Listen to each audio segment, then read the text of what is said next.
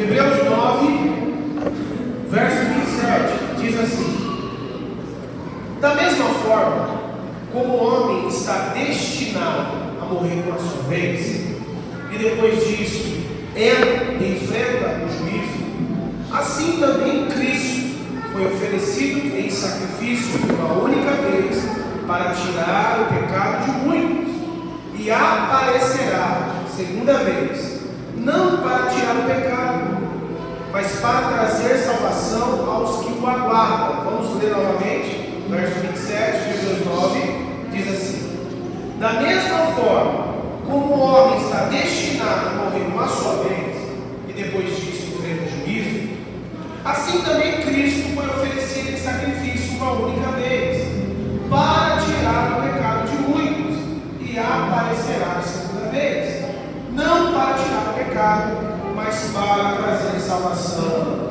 aos que o aguardam. Senhor Deus, nós te louvamos, bendizemos o seu nome.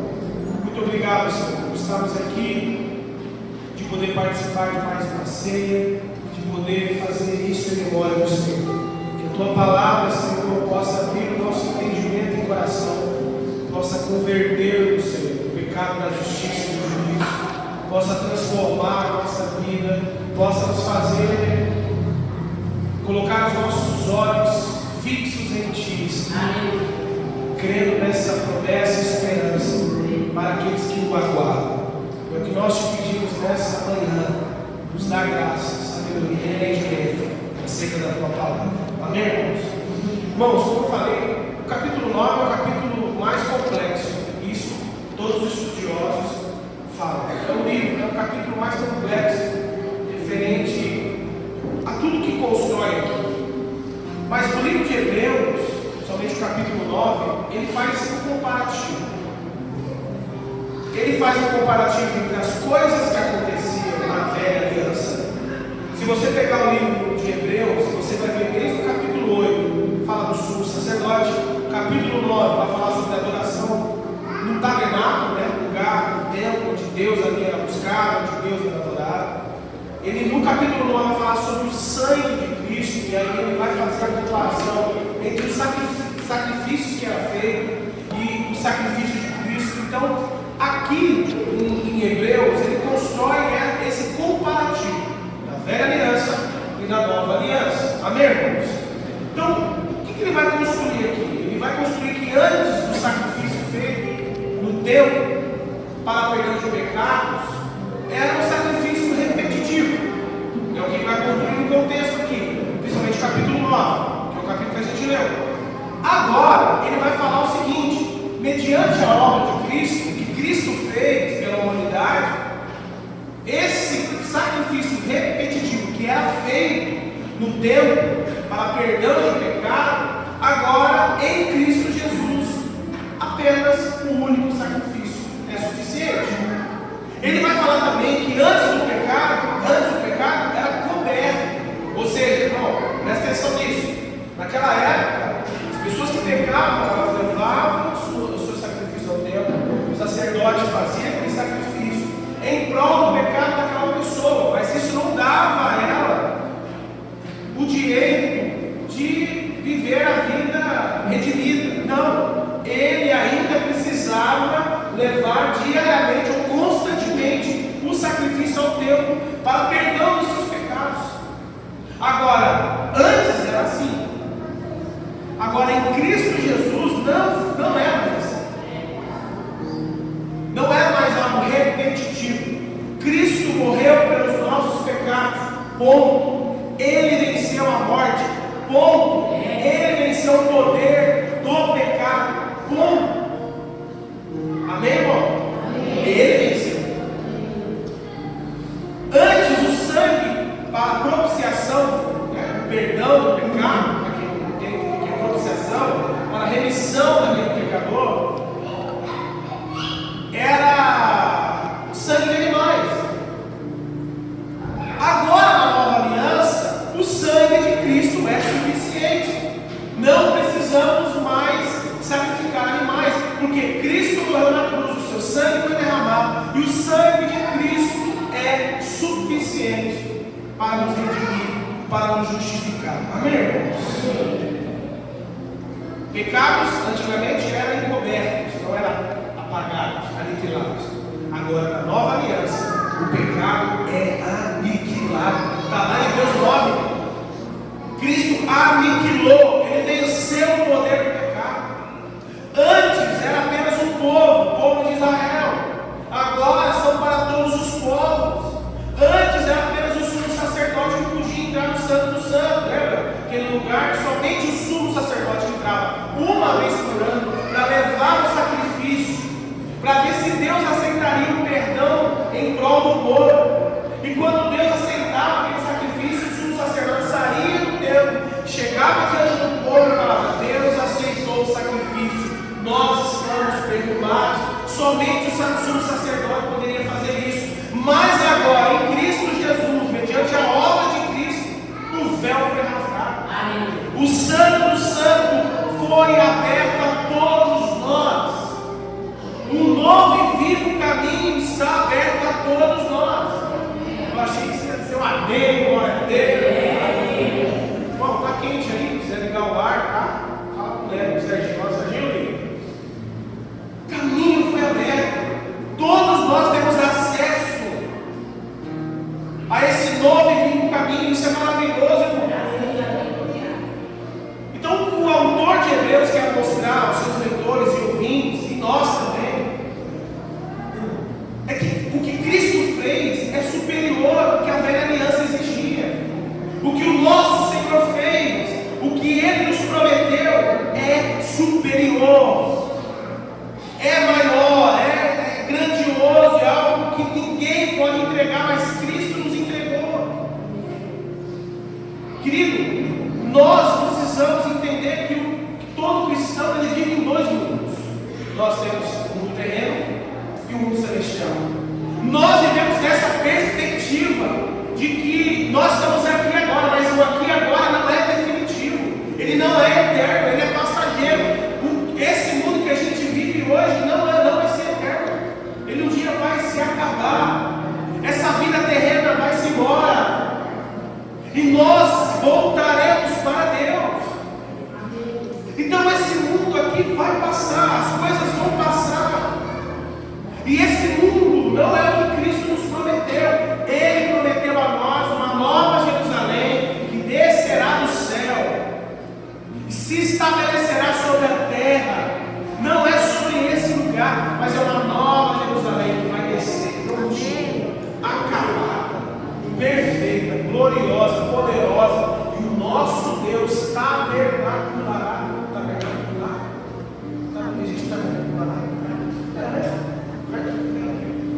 Vai tabernacular com a gente. Nós estaremos com Ele nessa nova cidade, nesse novo lugar, nessa promessa que Ele nos fez. Não é sobre esse mundo, não é sobre essa terra, mas nós precisamos viver nesta terra para a glória de Deus, até que essa cidade celestial não venha. Então, irmão, o autor de Hebreus, ele vai dizer no capítulo 13, verso 15, que nós não temos aqui na terra nenhuma cidadania permanente. Ou seja, essa terra vai passar, irmãos. Tudo que essa terra nos oferece é passageira. Ele diz para nós, ainda no capítulo 13, verso 15, nós devemos buscar as coisas que hão de vir. O que ele está falando aqui? A cidade celestial, as promessas que Ele nos fez.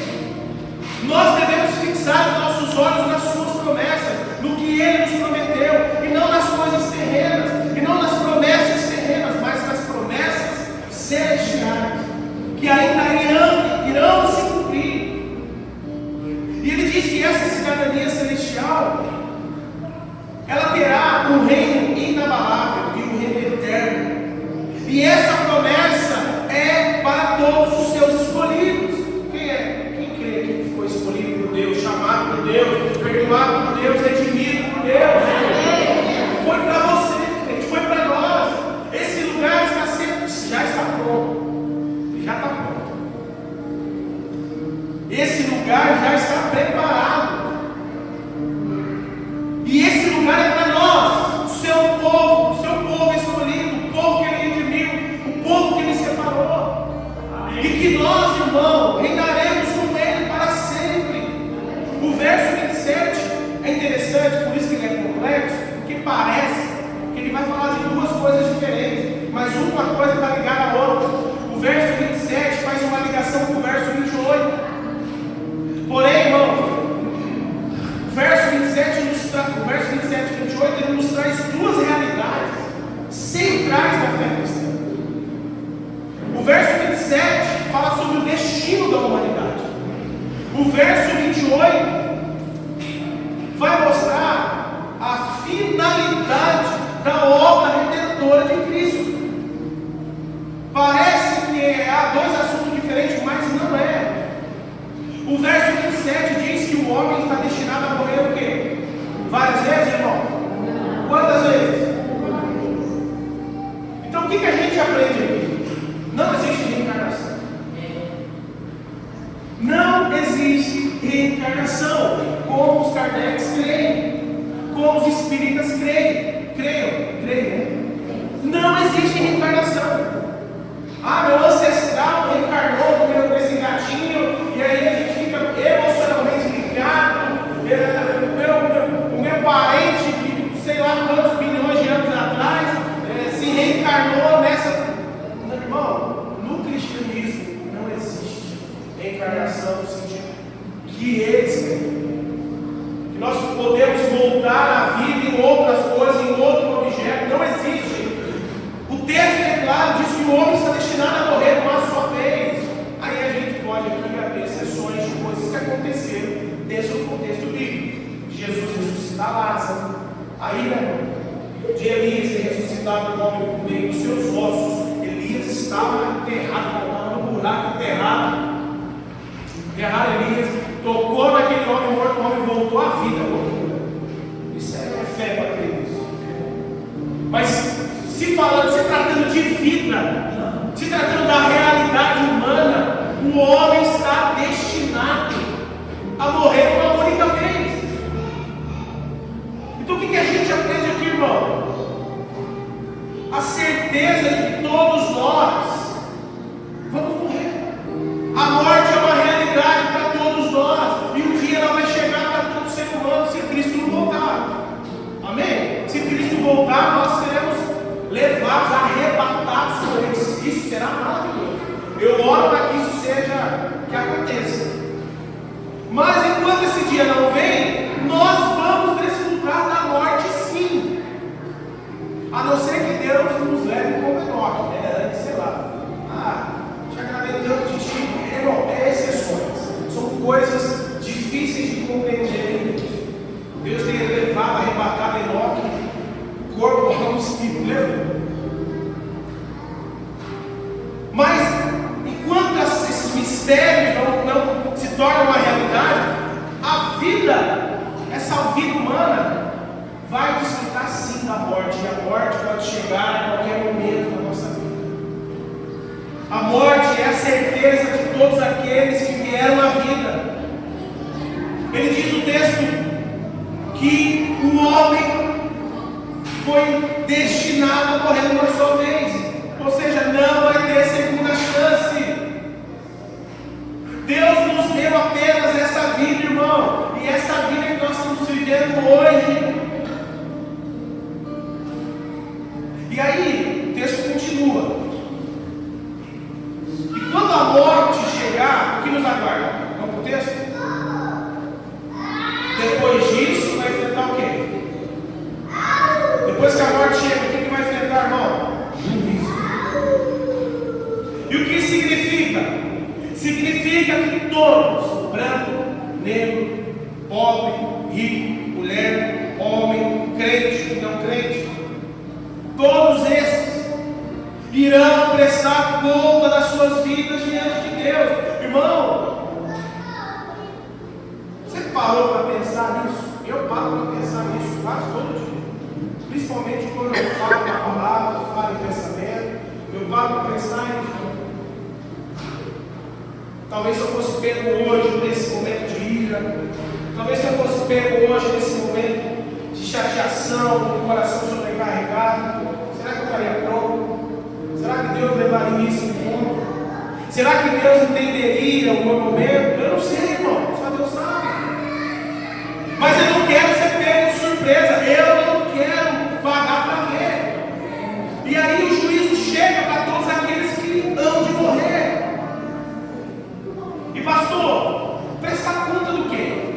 A Bíblia diz, das nossas ações, palavras e decisões. 2 Coríntios 5,10 vai dizer que todos nós devemos comparecer perante o tribunal de Cristo, para que cada um receba de acordo com suas obras praticadas por meio do corpo, ou seja, como viveu, sejam boas, sejam más. Eclesiastes 12,14 diz que Deus trará julgamento em tudo que foi feito, inclusive tudo que está escondido, seja bom ou seja mal. Sabe aquelas coisas que só a gente sabe? Só a gente sabe. Deus vai trazer a existência e Deus vai considerar isso como um ato de julgamento. Sabe aquilo que só Deus sabe o que a gente faz, irmão? Ninguém mais sabe. Deus vai considerar isso. Por isso que nós precisamos desfazer, desvincular essas coisas. Eu disse para os homens ontem, irmãos, a gente tem alguma fraqueza, e homem ele tem problema de ser. O homem acha que consegue resolver sua vida sozinho. O homem acha que consegue lidar com suas fraquezas sozinho. Meu irmão, nós não conseguimos. Nós precisamos uns dos outros. O homem tem um problema de ser, que é o orgulho. A mulher não está com problema, ela fala, ela azar, ela abre. Olha, a mulher ela é mais emotiva, ela consegue, nessa situação de chateação, se abrir mais, sabe? Espera um momento de explosão, vem, vai cansar, estou fatigado, não aguento mais, meu marido. Agora o homem não, o homem pode dar o que for. Ele está com um sorriso no rosto, ele está ali, dando risada, mas tem coisas que precisam ser tratadas, que precisam ser inspecionadas, que precisam ser internas. E isso deve preocupar a gente. Deus trará a luz todas as coisas, principalmente aquelas que estão escondidas. Pode ser boas, pode ser más. Porque tem coisas boas que você faz que só você sabe. Porque o só um faz, a outra não precisa saber. E Deus vai te beneficiar por isso. Deus vai te honrar por isso. Deus vai te abençoar por isso. Entende? Ninguém precisa saber. Você não precisa buscar honra. Você não precisa buscar elogio de ninguém. Deus viu. Deus estava ali. Deus vai te abençoar por isso. Então seja tanto do lado bom quanto do lado ruim. Deus fará justiça. Deus trará julgamento. Então o que isso nos ensina? Ninguém vai escapar do tribunal de Cristo, irmão. Todos terão que enfrentar o juízo de Deus. E isso deve ser um alerta para que vivamos com a consciência de que a vida presente tem consequências eternas. É isso que o texto está falando. Assim como o autor de Hebreus quer que a gente entenda sobre as questões da vida humana, do que vai acontecer com cada ser humano, ele quer no verso 28 que entendamos sobre também a obra de Cristo. É isso que ele quer, é esse comparativo que ele quer fazer. Ele está dizendo, assim como o homem vai acontecer isso com ele, isso é uma realidade, isso é uma certeza, e ninguém pode mudar isso. Aí ele vem, volta seus olhos para Cristo, e ele vem falando de Cristo. Isso é maravilhoso. A gente olha esse texto, a gente se assusta, né? Mas a gente agora é consolado, porque agora ele vai falar sobre Cristo. Ele vai apontar para Cristo. E o que ele vai dizer no verso 28? Vamos lá? Assim também Cristo foi oferecido em sacrifício uma única vez. Ou seja, irmão, presta atenção. Assim como a vida humana tem o seu fim, a obra de Cristo também tem o seu fim, a sua finalidade. Vocês estão entendendo, irmão? Ele está fazendo esse comparativo para agora dar essa ênfase no que Cristo fez. Dar ênfase à sua obra, aquilo que ele construiu através do seu sacrifício, da sua ressurreição. E aí ele continua. Qual foi o primeiro? Ele diz assim também como Cristo foi oferecido uma única vez. E aí ele fala, qual foi o primeiro? Qual o texto que diz? Primeiro benefício, a primeira bênção de que esse sacrifício que Cristo fez uma única vez foi para quê? Tirar o pecado de muitos. Irmão, quem aqui crê que teve seus pecados perdoados aqui? Então, se você crê nisso, você entende que Ele começou uma obra na tua vida. Você está entendendo, irmão? Assim como a vida humana tem uma certeza, tem uma finalidade, e ninguém vai mudar isso. O que Cristo fez tem um propósito, tem uma finalidade, e ninguém pode mudar isso. E Ele veio para quê? Ele se ofereceu para quê? Uma única vez para quê? Ele diz: para tirar pecados de muitos, para tirar os nossos pecados, para pagar os nossos pecados, para purificar a nossa vida, para nos tornarmos pessoas aceitas diante de Deus.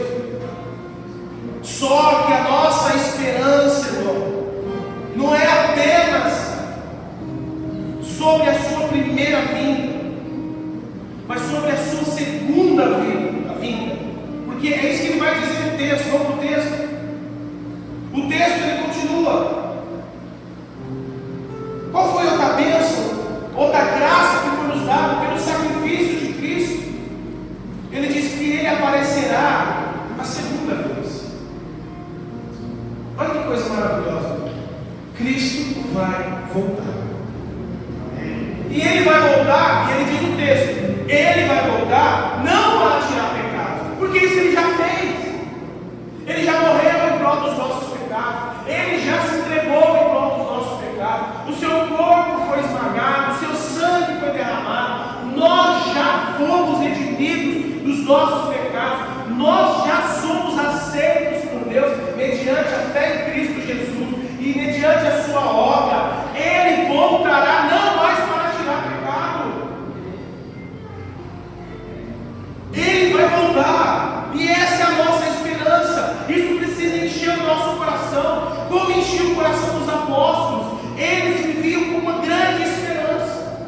Paulo diz que as situações que estavam vivendo, as adversidades que estavam vivendo, os intempéries da vida não podem ser comparados com a glória que iria ser revelada a ele. Ele vivia numa plena esperança da volta de Jesus e de que tudo seria redimido e de que nós seríamos encontrados por Ele. Então é essa esperança que nós precisamos ter. O texto diz que Ele vai aparecer pela segunda vez, não para tirar pecado, porque Ele já fez isso. Ele já venceu o pecado na cruz. Ele virá para trazer o quê? Olha o que o texto diz. Não para tirar pecado, mas para trazer salvação. Nós já somos salvos, amém, irmão? Quem crê nisso? Quem crê em Jesus aqui? Jesus é Senhor da sua vida, Salvador da sua vida. Não há outro caminho. Jesus é o caminho, a verdade e a vida. Jesus é a porta da salvação. Ninguém pode ser salvo, ninguém pode ir ao Pai sem Jesus. Quem crê nisso? Então você é alguém que é salvo. Pastor, eu sou um pecador, somos. Estamos sendo santificados, estamos sendo trabalhados pelo Espírito Santo de Deus, e essa obra vai se completar, crente. Fique tranquilo. Esforça-te, tem bom ânimo, lute, diga não, vai, jejue, ore, busque a face de Deus. Cristo começou a obra na tua vida, Ele vai completar, Ele vai te libertar desse vício, Ele vai te libertar dessas amarras, Ele vai tirar você dessas correntes que aprisionam você, porque a obra que Cristo começou, Ele vai completar. Amém?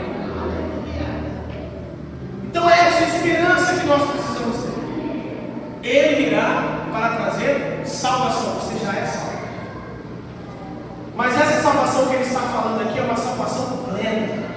Aquela salvação, aquela promessa que nos prometeu, aquela promessa que Ele fez de que levaríamos com Ele para a eternidade, para desfrutar da eternidade pelos séculos dos séculos dos séculos, aonde não haverá dor, aonde não haverá câncer, depressão, ansiedade, tristeza, falta de perdão, egoísmo, divisão. Não haverá nada disso, porque a Nova Jerusalém, a cidade celestial que nós nos esperamos, e esse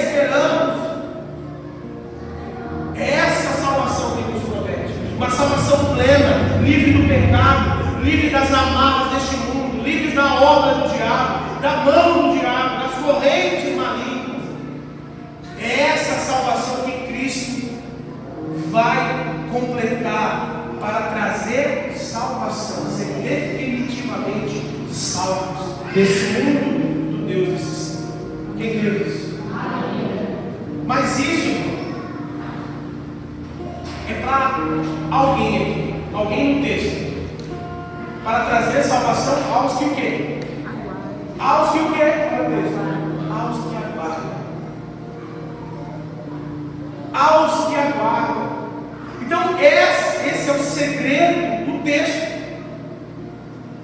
É isso que o autor de Hebreus quer que a gente dê ênfase.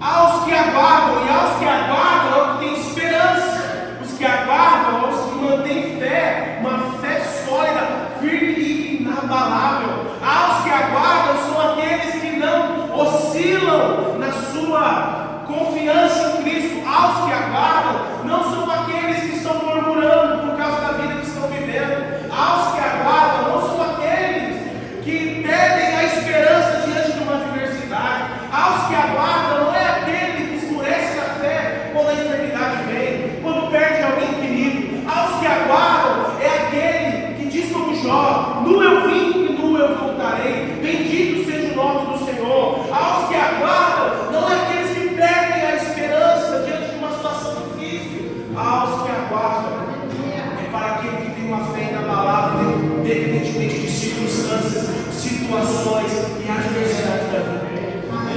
É esses que receberão a salvação. É esses que estão passando pelos intempéries da vida, pelos problemas diários, pelas adversidades diárias. Esses que estão com uma fé inabalável. Esses que olham para o céu, como o tio do Kleber, que está aqui conosco, perdeu sua esposa de uma hora para outra, e levanta seus olhos para o alto e diz: bendito seja o seu nome, Senhor. Isso é uma fé inabalável. Esses são os que aguardam, esses que têm uma fé inabalável, esses que não se deixam tocar pelas coisas que acontecem na vida.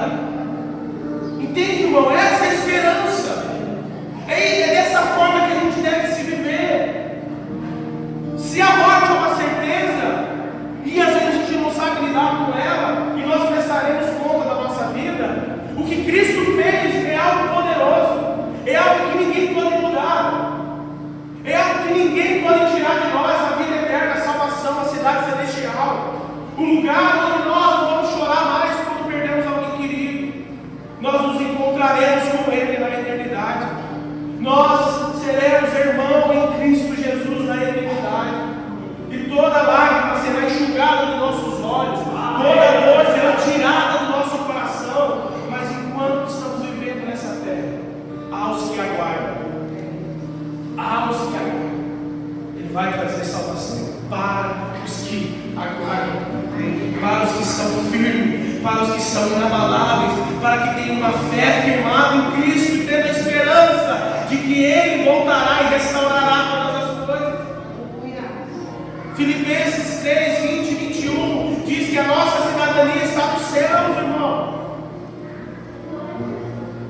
As coisas vão acontecer nessa vida, vamos perder gente que a gente ama. Um dia eu vou, a esposa vai, ou os filhos podem ir primeiro, a gente não sabe, a vida é assim. A morte está certa para todos nós. Mas que essas coisas não abalem a nossa fé em Cristo Jesus. De que essas coisas não afetem o nosso coração, a nossa esperança, de que a nossa cidadania não é aqui, ela é celestial. Ela é celestial. Por isso que a gente precisa ensinar os nossos filhos a crer em Cristo, a confessar em Cristo como Salvador, a pregar o Evangelho ao nosso marido e esposa, a pregar, a dizer: olha, existe um lugar que está preparado para todos aqueles que creem em Cristo, e nós podemos se encontrar lá um dia, não mais como casal, mas como irmãos, e nós juntos se alegraremos. Entende, irmão? Não mais como pai e mãe, não mais como filho, mas como irmãos. Mas é lá que Deus vai tirar de nós toda dor, toda lágrima, todo choro, todo sofrimento. É lá, é no céu. O nosso tesouro de Jesus em Mateus 6,19 está no céu. A nossa esperança está nos céus, irmão. O nosso Pai está nos céus. O nosso Salvador está no céu. Tudo que é mais precioso está no céu. Aleluia. Entende, irmão? Tudo. Nosso filho é precioso. Ninguém quer perder filho. Mas o que é mais precioso está no céu. É lá que nós devemos ter a nossa esperança. É lá que a gente deve almejar, buscar e ansiar e viver a nossa vida com a esperança nas coisas do céu. A gente está buscando a nossa esperança na terra. A gente quer um político perfeito. A gente quer um político que resolva a nossa vida na terra. Irmão, a vida é passageira. Não é Lula, não é Bolsonaro, não é Paulo Marçal, não é ninguém que vai mudar essa terra. Cristo Jesus descendo do céu, uma nova cidade, uma cidade celestial, a nova Jerusalém, perfeita, sem corrupção, sem político corrupto, sem PCC, seja lá quem for, não haverá nada disso na nova cidade celestial. E é essa cidade que a gente tem que almejar, irmão.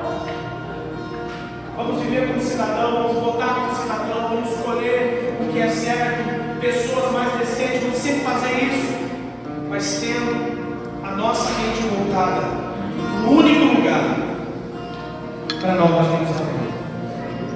E isso deve encher a gente de confiança e esperança, porque Jesus prometeu voltar para buscar aqueles que o aguardam. E esse é o nosso maior desafio na vida cristã, irmãos, continuar com essa esperança com uma fé inabalável no nosso Salvador. Hebreus 11, aqui eu finalizo, vai falar dos heróis da fé. E o que ele mais destaca nos heróis da fé é a fé que eles tinham. Abel, ele vai falar de Enoque, de Noé, de Abraão. Ele vai falar que Moisés achou melhor sofrer e abrir mão da riqueza do Egito por amor a Cristo, irmão. A Bíblia diz que Abraão creu na promessa que foi feito mesmo não tendo esperança, irmão. Presta atenção nisso. Abraão, mesmo não sabendo para onde iria, mesmo não sabendo se teria condições de ter um filho, de que esse filho seria a bênção que Deus deu para ele, na sua idade avançada, a Bíblia diz que ele creu contra a esperança. Ele olhou para a situação dele e ele diz: como eu vou crer? Não, ele falou isso. Ele olhou a circunstância ao redor dele e falou: Senhor, mesmo não tendo condições, mesmo não tendo idade para ter um filho, eu continuo crendo nas tuas promessas. Você está entendendo, irmão? Isso é fé. Senhor, eu continuo crendo no que o Senhor prometeu, eu continuo crendo na tua palavra, Senhor, mesmo olhando ao meu redor, não vendo nada acontecer, eu creio na tua promessa. Isso é fé. Isso é fé. E Deus se alegra com gente assim. Mesmo não vendo saída, mesmo não tendo condições, ele creu. Por quê? Hebreus 11:17 vai falar: porque ele estava procurando uma pátria melhor, a pátria celestial. Entende, irmão? Não é sobre essa terra, é sobre o que há de vir. A ceia, irmão, vem para nos lembrar da promessa do nosso Senhor Salvador Jesus. Ele diz: fazer isso em memória de até que eu. Essa é a nossa promessa. Ele vai voltar, sim ou não? E lembre-se, ele vai voltar para buscar os que o aguardam. Por que nós celebramos a ceia? Porque nós cremos que ele voltará. Nós cremos que a sua obra foi plena, completa. Nós cremos que nada pode tirar de nós o que ele nos deu, que é a salvação, que é a vida eterna. Nós cremos que mesmo diante das adversidades da vida, nada vai tirar isso de nós, circunstância alguma. Ele voltará, ele buscará aqueles que o aguardam. Que nós sejamos pessoas de fé, irmão. Pessoas que vão se voltar para ele em fé, independentemente de circunstâncias. Crer contra a esperança. continuar crendo nas suas promessas. Esse é o nosso maior desafio hoje. Amém, irmãos? Vamos prestar conta da nossa vida, irmãos.